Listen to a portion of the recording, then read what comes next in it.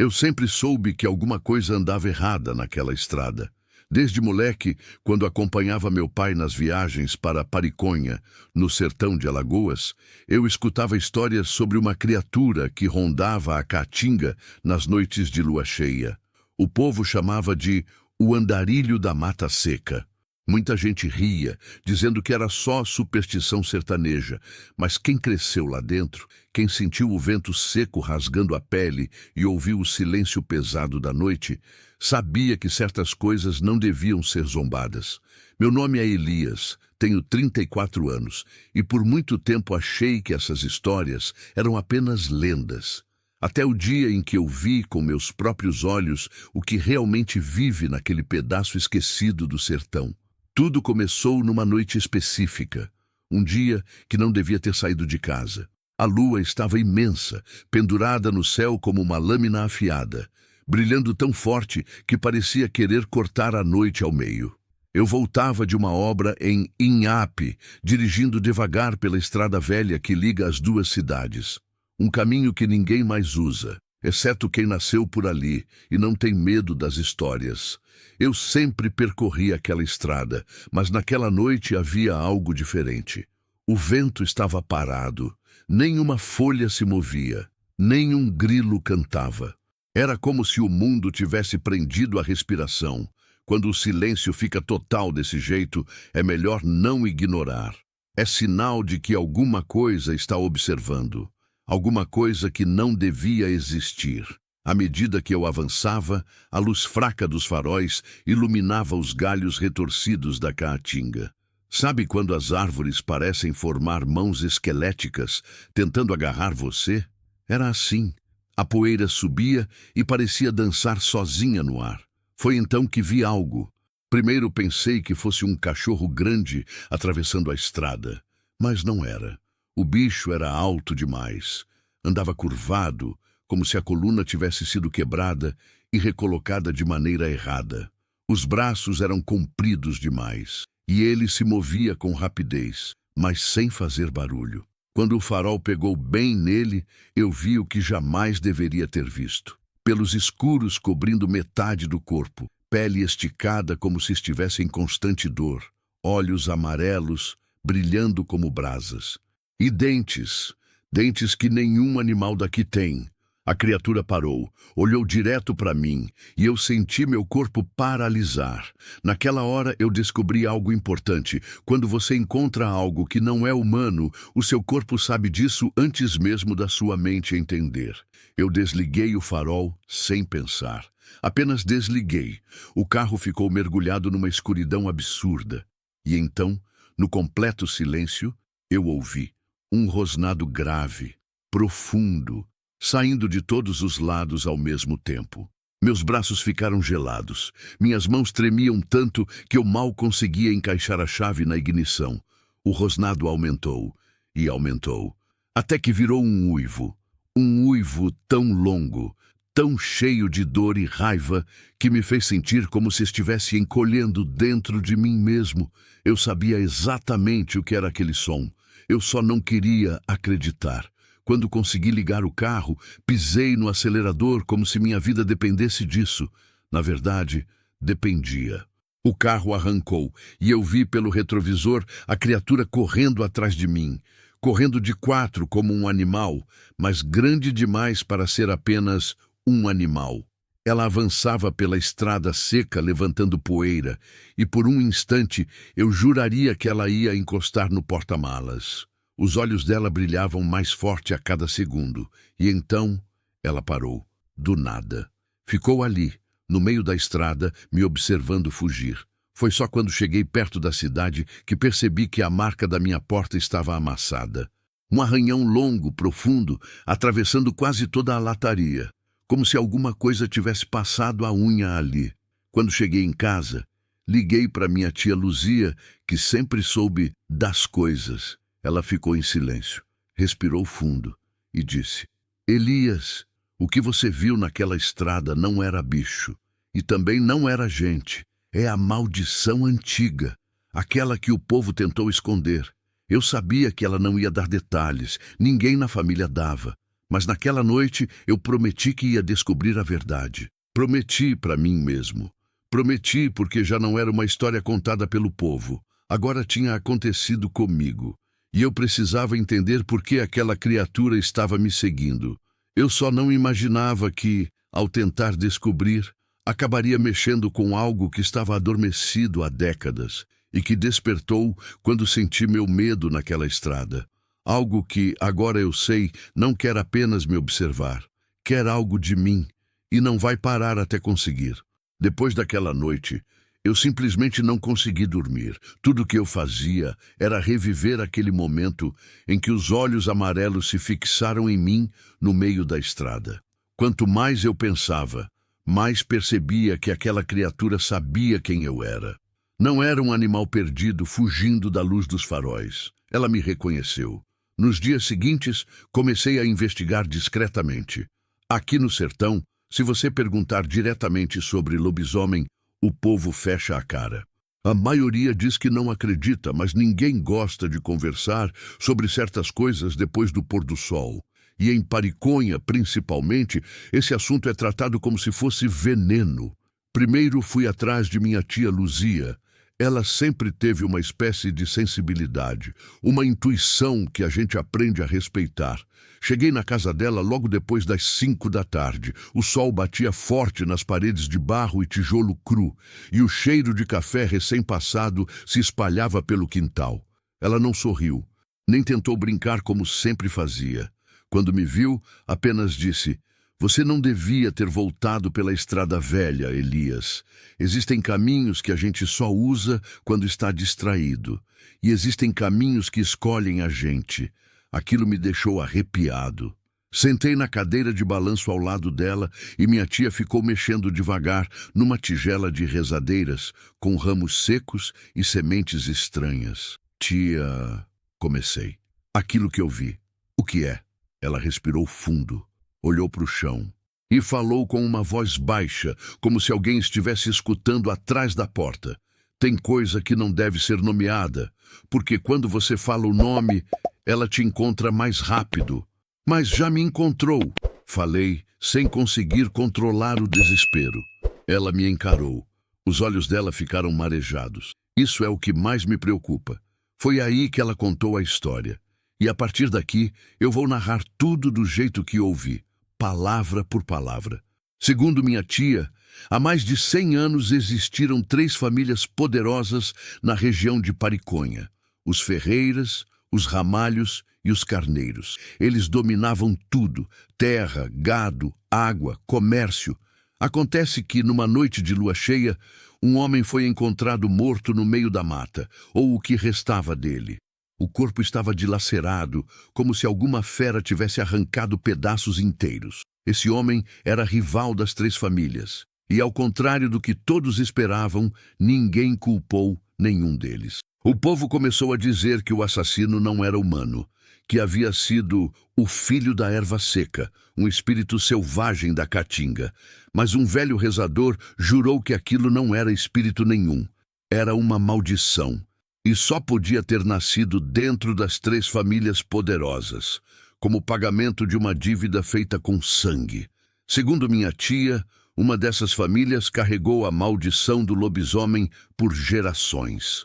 Um único descendente, a cada ciclo, nascia com o gene da noite.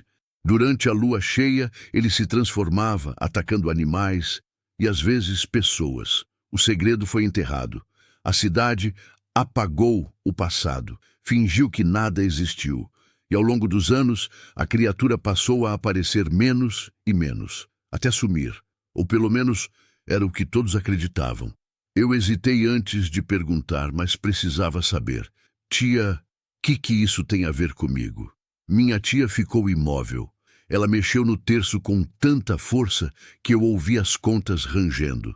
"Porque você é ferreira por parte da sua avó", ela respondeu. "E o filho da lua sempre reconhece o próprio sangue." Eu senti meu coração parar por um instante. "Então você está dizendo que eu posso me transformar naquilo?" Perguntei, quase gritando. Ela balançou a cabeça. "Não, não é assim. Nem todo descendente carrega a maldição. Mas quem carrega, Quem carrega é escolhido pela criatura anterior. Ela reconhece o próximo. Ela marca. Marca? Perguntei, tremendo.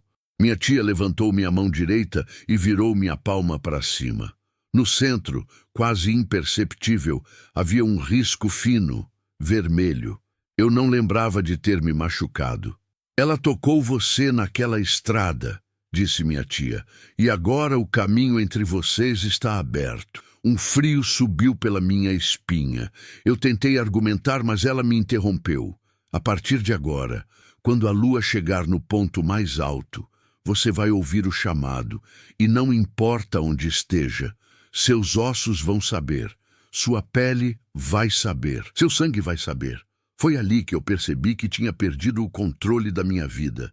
Eu me levantei, dizendo que aquilo era superstição, bobagem, conversa para assustar gente nova. Mas antes de eu sair, minha tia falou uma última coisa, algo que ecoou na minha mente durante dias. Elias, quando a lua encher de novo, não fique sozinho.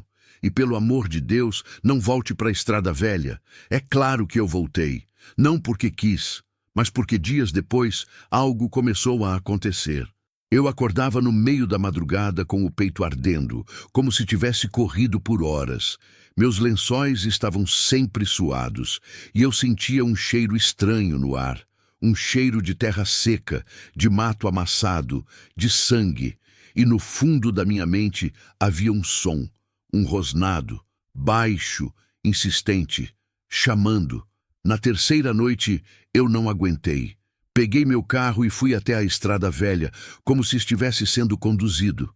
Quando cheguei, a lua estava enorme, e no meio da estrada havia marcas profundas no chão, pegadas enormes, com unhas compridas cravadas na poeira. Eu saí do carro para ver de perto. Foi quando ouvi o mesmo uivo, longe, mas não longe o suficiente. Eu sabia que não estava sozinho. Eu sabia que ela estava atrás de mim, e pela primeira vez percebi a verdade. A criatura não estava me caçando. Não ainda.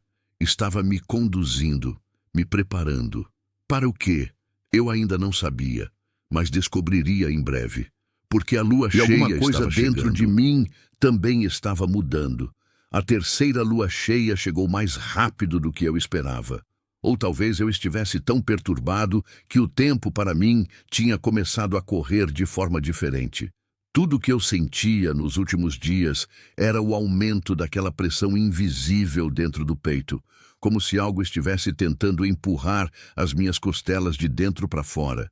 E quanto mais a lua crescia no céu, mais eu sentia que não estava sozinho no meu próprio corpo.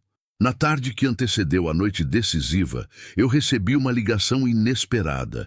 Era seu Jonatas, um dos homens mais antigos de Pariconha. Ele quase não fala com ninguém, mas sempre foi respeitado como um dos guardiões das histórias antigas. Ele foi direto ao ponto. Elias, a lua está chegando, e você precisa vir aqui antes que seja tarde demais. Eu sabia que não devia ignorar. Peguei o carro e fui. A casa dele ficava afastada da cidade, no limite da mata seca, onde o vento assovia como se tivesse voz própria. Ao chegar, encontrei seu Jonatas sentado na varanda, segurando um caderno velho amarrado com cordão. Senta, a gente precisa conversar logo, ele disse. Sentei e esperei. O velho abriu o caderno e dentro havia páginas amareladas cheias de anotações, desenhos de patas, símbolos estranhos e relatos que pareciam escritos por várias pessoas ao longo de muitas décadas. Seu avô me entregou isso antes de morrer, ele começou, dizendo que um dia alguém da família Ferreira ia precisar. Eu engoli seco. Você já sabe o que te marca, ele continuou, mas talvez ainda não entenda o porquê. Eu fiz que sim com a cabeça, tentando ignorar o tremor nas mãos. A maldição do lobisomem não cai sobre qualquer um, ele explicou. Ela procura alguém com duas características, sangue forte e medo fácil. Porque o medo abre a porta, e o sangue sustenta o que vem depois. Meu estômago revirou. Quando você viu a criatura naquela noite na estrada, ele prosseguiu. Ela não te atacou porque não queria te matar. Queria te reconhecer, te testar, ver se você era o próximo. E eu sou? Perguntei. O velho respirou fundo. Ainda não, mas pode ser, se você aceitar sem perceber. Aceitar como? Ele olhou direto nos meus olhos, indo atrás dela, voltando sempre para o mesmo lugar, ouvindo o chamado, respondendo ao som que te acorda. Cada vez que você atende, a ponte fica mais forte. Meu coração disparou, porque era exatamente o que eu vinha fazendo. Eu estava caindo na armadilha. Hoje é a noite, disse seu Jonatas. A lua vai te chamar mais forte que nunca. Se você for até ela, tudo estará perdido. Antes que eu pudesse perguntar mais, ele me entregou um objeto, um amuleto feito de couro, com um pedaço de osso no centro, revestido por símbolos queimados manualmente. Use isso hoje e não saia de casa. Se ouvir batidas, não abra. Se ouvir seu nome sendo chamado, ignore. Se ver sombras se mexendo do lado de fora, não olhe. E pelo amor de Deus, não siga o uivo. As instruções eram claras, simples, diretas, mas eu não sabia se teria força para segui-las. Voltei para casa antes do anoitecer. Debrucei o amuleto no pescoço e travei portas e janelas. Mas algo me incomodava desde que saí da casa do velho. Era um cheiro. Um cheiro que eu vinha sentindo todas as noites, mas agora estava mais forte. Cheiro de mato cortado, de sangue seco, de bicho. E conforme a luz do sol desaparecia, aquele cheiro se tornava quase sufocante, como se estivesse dentro de mim. Por volta das 11 da noite, ouvi o primeiro som. Um arranhado na janela da cozinha, 3 vezes. Lento, arrastado. Eu congelei. Fiquei imóvel na sala, segurando o terço que minha tia tinha me dado. O arranhado voltou, mais forte. Depois, silêncio. Um silêncio que parecia pesar nos ossos. Foi quando ouvi meu nome. Elias! Uma voz grave, rouca, meio humana, meio não. Elias, abre a porta. Meu sangue gelou. A criatura estava na minha porta. Ela sabia exatamente onde eu estava. E sabia o meu nome. O amuleto começou a esquentar no meu peito. Eu recuei até encostar na parede, tremendo. A respiração pesada do lado de fora se intensificou. Dava para sentir o ar quente passando por baixo da porta. Elias, eu vejo você. Aquela frase mexeu comigo de um jeito estranho. Por um instante, uma parte da minha mente, uma parte que não parecia ser minha, quis abrir a porta, quis obedecer, quis sair. Eu lutei contra aquilo com todas as forças, apertando o amuleto até machucar a mão. Foi quando a criatura mudou de estratégia. Ela não falou, apenas uivou. E aquele uivo entrou dentro da minha cabeça como se fosse uma lâmina quente. Meu corpo inteiro começou a tremer. Meu peito queimava. Meus músculos se contraíam sem controle. Eu caí de joelhos na sala, com a sensação de que minha espinha estava se dobrando. Eu sabia o que estava acontecendo. Eu estava sendo chamado por dentro. A transformação não é imediata. Ela começa como um impulso, uma vontade de rasgar, morder, fugir, correr pela noite. E nesse momento, eu quase cedi. Quase me entreguei àquilo que me chamava do outro lado da porta. Mas então aconteceu algo que salvou minha vida. Ou condenou a criatura, não sei ao certo. O amuleto queimou de repente, literalmente queimou, esquentando tanto que eu gritava de dor. A dor me arrancou do transe, me trouxe de volta, me devolveu o controle por alguns segundos, o suficiente para eu resistir. O uivo parou, a respiração sumiu, e por alguns instantes o mundo ficou completamente quieto, até que ouvi o som de passos, grandes, pesados, indo embora. A criatura estava recuando. Eu não sabia se tinha desistido ou se estava esperando a próxima lua, mas uma coisa era certa: ela não tinha conseguido me levar. Ainda não. O dia seguinte amanheceu cinza, como se o céu inteiro tivesse apanhado a noite inteira. Eu estava exausto, mas respirei fundo e fui até a casa de seu Jonatas para agradecer. O velho não abriu a porta.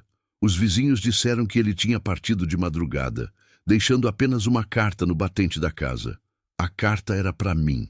Abri ali mesmo. Dentro havia apenas uma frase: Se você resistiu uma vez, pode resistir sempre, mas nunca volte para a estrada velha. Ela não esquece seus escolhidos. E havia mais. Preso à carta, havia um mapa velho, marcando um ponto na mata entre Pariconha e Inhape. Exatamente onde eu vi a criatura pela primeira vez.